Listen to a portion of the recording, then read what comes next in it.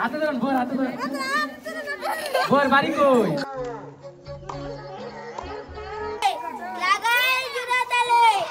আমার বউ নাই তো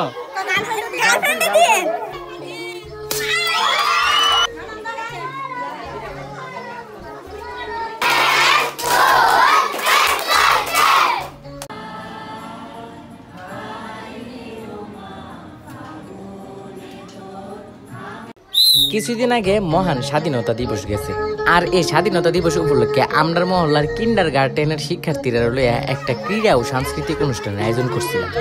যেহেতু রোজার মাস 26শে মার্চ অর্থাৎ স্বাধীনতা দিবস পড়ছে, তাই তেমন বড় সড়ো করে আয়োজন করা হয়েছে না।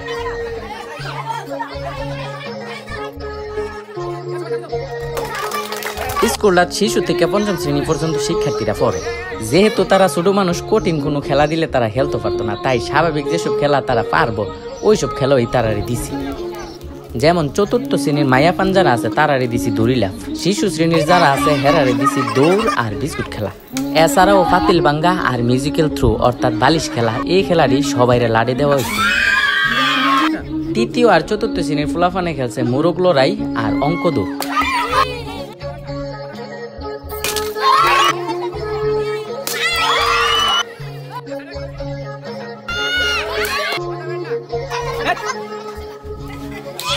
শিশু শ্রেণীর যারা আছে হেরারে 2 ভাগ কইরা দড়ি টানাটানি দিছি। এই খেলাটা দেখতে মজাই লাগছিল।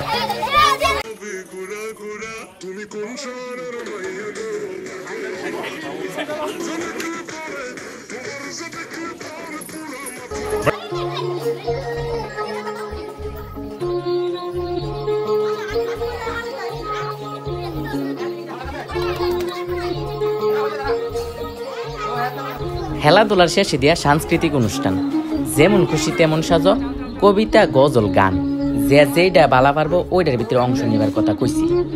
2 জন সাজে নতুন জামাইবো, তারারে কিন্তু ভালোই মানাইছে।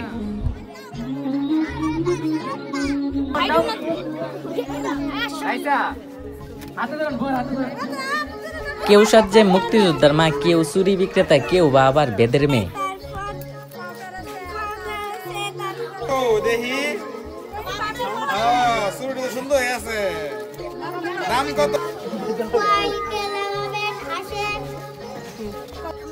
কোন ক্লাসে পড়ে? 3তে পড়ে এই ব্যবসা করে? আপনার ব্যবসা এটা?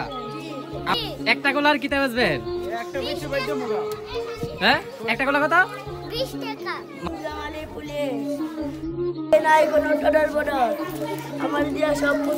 কেউ আবার পুলিশ সাজে, কেউ বা আবার ঘটক। যেহেতু পুরাটা অনুষ্ঠান পরিচালনা আর উপস্থাপনার দায়িত্ব আমার কাছে আছিল, অনেক কিছুর ভিডিওই আমি সংগ্রহ করতে পারছি না।